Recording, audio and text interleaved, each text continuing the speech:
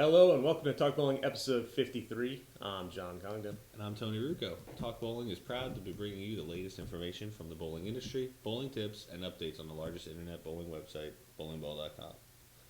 So I switched that up a little bit. You did. You switched up and then you went a little softer, so I'm hoping it comes through on the microphone. It will. I'm People hoping. like my softer side. Do they? Mm-hmm. That nice sweet Tony. Yeah. Oh. All right, here we go. Here we go. We have a question from Curtis M. Go ahead. Since you're going to answer it, I'll ask the question. Okay, great. What will be the difference from the Brunswick C system 2.5, 3.5, and 4.5? Separate question. And what is the difference between the mutant cell and mutant cell pearl? I think I can answer that one. Oh, you threw me off with the separate question there, because you're not supposed to start a sentence with and, I don't think. Copy paste. Oh, okay. All right, Curtis, here we go. The 2.5, 3.5, and 4.5, I'm still confused as far as what that number stands for. Brunswick is supposed to be explaining that a little better with the 4.5 release. I think it actually, on this ball, it's going to say V 4.5. I think they're going to make that a version instead of having that number signify ball motion or something. But in my experience, the 2.5 is going to be the smoothest as far as overall ball motion. It's going to be nice and very even from start to finish. Right. We threw it. It seems like it's a long time ago, but it was very smooth. The 3.5 hooks. The 3.5, if you leave it dull, like it comes out of the box, that little bit of a matte finish, it'll just flat out hook. And then the 4.5 is a symmetrical, which it's the only symmetrical in the line. So you're going to get a more predictable ball motion. Kind of like the test ball we did last week where I was talking about. It's a reactive cover. It has a symmetrical block, so you're going to get more of that skid snap. If you bowled in the 90s when the danger zone was real popular, you're going to get that type of ball motion. It's going to be very predictable. You're going to know what it's going to do every time. You're not going to get that real jumpy ball motion like you get with some of the asymmetrical balls. So out of the three, you have the really smooth 2.5, the more aggressive 3.5, and then the real predictable 4.5. But the 3.5 is the strongest of the three overall hook. It's the strongest. And then I would say the 4.5 fits in right under that, and then the 2.5. Okay. Hope that helps. Probably a little bit.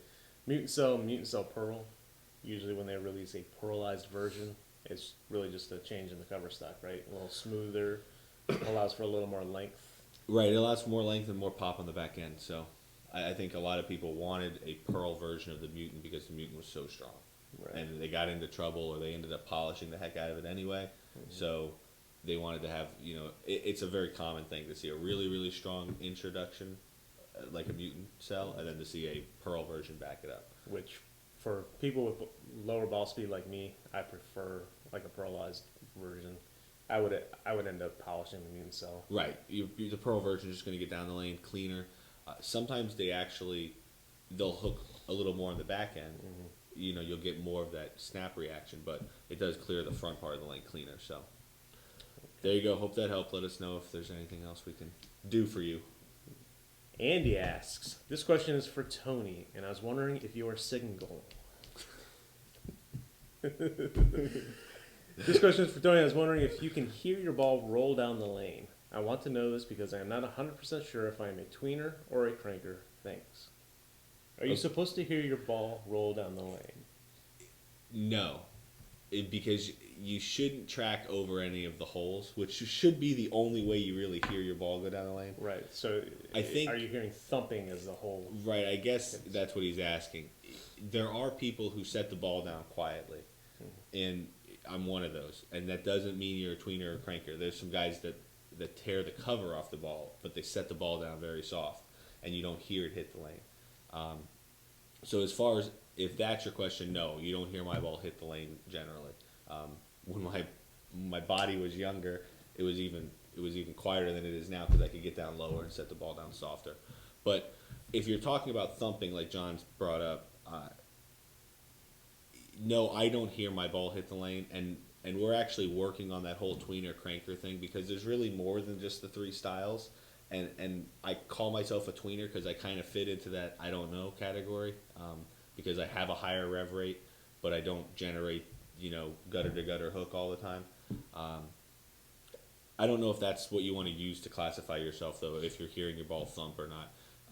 Generally, I think they used to use rev rate, I guess overall hook on a typical shot with a generic ball. I don't know what they really used in that because there's so many variables. But if you're not tracking over your holes, that you shouldn't hear your ball go down the lane. And if you're tracking over your holes, you need to take a look at how your balls are getting drilled because they can affect that by changing your pin placements, things like that. So and playing around with your hand position. So I don't. That's a tough question. Sorry, it's a little tricky. Yeah.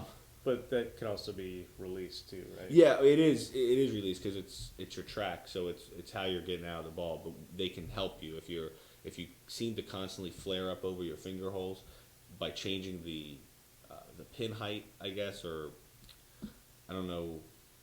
I don't know if it's the pin buffer. The pin buffer, which is the distance from the pin to your VAL, by changing that, by making it go up or down, they can bring your track up off your finger hole. Right. So if you think you're hearing your ball go down the lane, talk to your pro shop, talk to someone, or you can even send us pictures and we'll look at it for you. Because by changing your pin height on your layouts, you can get your flare up over your fingers. Because you're not really tracking over your fingers, you're probably flaring over them, Right. if that's what you're talking about. If not, let us know. You can email us or Leave tweet a or whatever. comment. Yeah. Tweet, all those things. Any of those things. Starting less than $5 a month, web hosting from GoDaddy offers 99.9% uptime, free support, and I don't have this written down, so it's very awkward.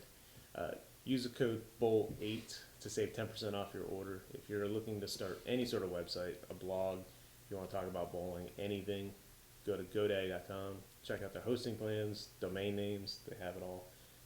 There's many different codes. Go to talkbowling.com, click on affiliates and then GoDaddy, and you can see all the different types of savings there. Perfect. All right.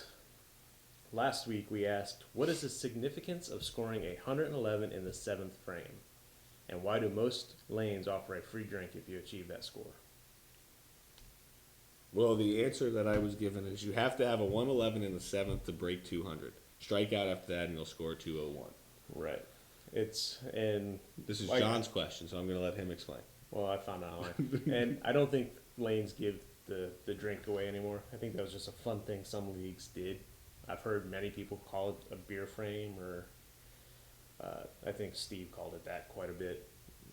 Yeah. So it's just a fun thing that they probably used to do way back in the day. Yeah. But now breaking 200 is kind of common in the higher end leagues, so yeah, you're not going to see that as often. So 111 in the 7th, you can break 200. Otherwise, you are screwed. Nice. Are you allowed to say screwed? You can say whatever you want. Huh. We never really say this is a family No rating. podcast. The rating commission or whatever. All right, this week's question. Who invented the first automatic pin setter and in what year? Wow. And before that, they Had pin boys. That'd be awesome.